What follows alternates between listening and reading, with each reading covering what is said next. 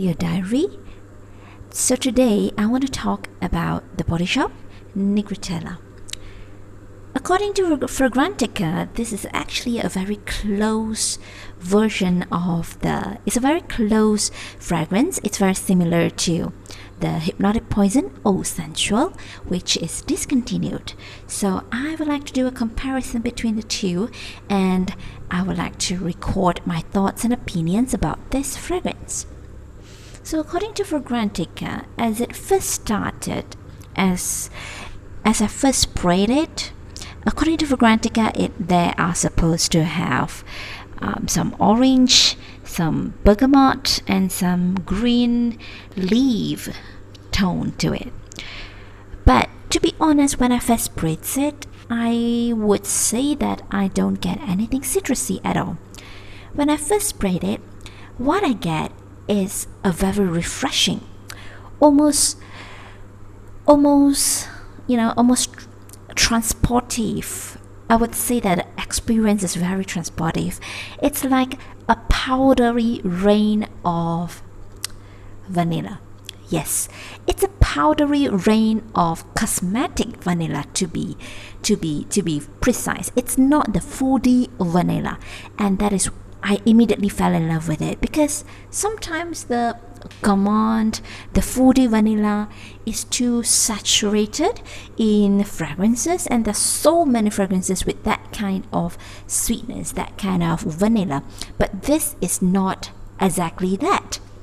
So it is interesting to me because it's like a sparkling, powdery, makeup-y vanilla smell. Very dry but very refreshing in the top.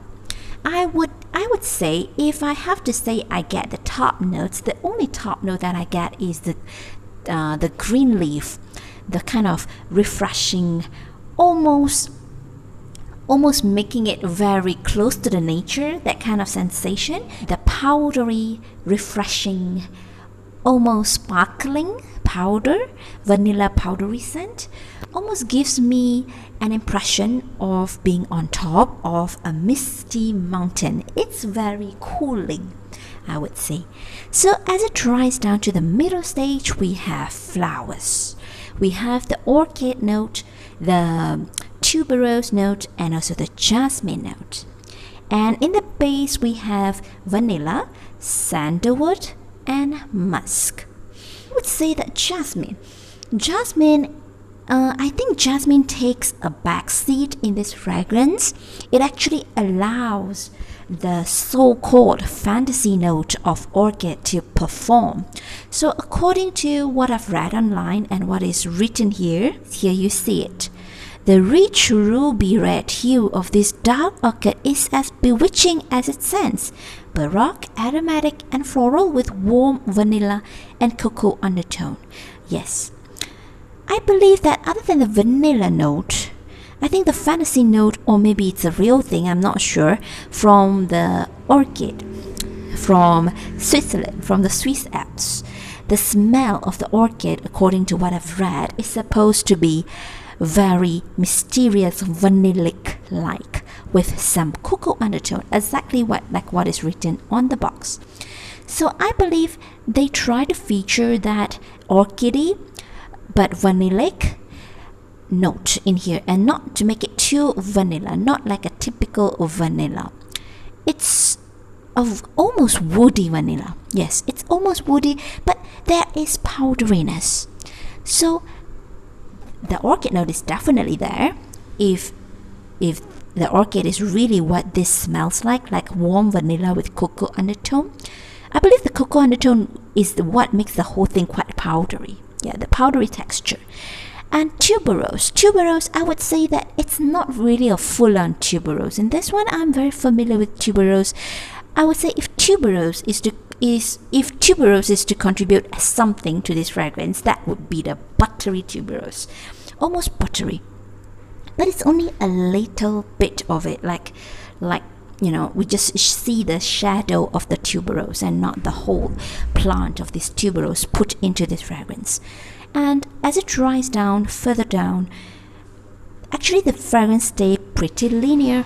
As it dries down, the musk, the vanilla, it's quite it gets more musky as it dries down, but the musk is very pleasant. It doesn't smell synthetic at all, and the orchid vanilla smell is getting more and more, I would say, sensual and calming. It never gets heavy on the skin. It never feel like it will run like a very gluey, sticky liquid on my skin. It never does something like that. When sometimes when vanilla is heavily used in a fragrance, it tends to leave that effect of like a gluey, sticky sensation. But this is not the case. It's very clean, but clean in a very delicious way. Yeah, and now as it dries down, the makeup-y smell turns to be a little bit foody. Yes, it's sweeter than the beginning, but I think the sandalwood play its role in here to make it more, to prevent it to go further away, to stray away from that Swiss Alps misty, cooling environment, atmosphere that this fragrance create, to prevent it from straying away from this and to a very deep gourmand scent.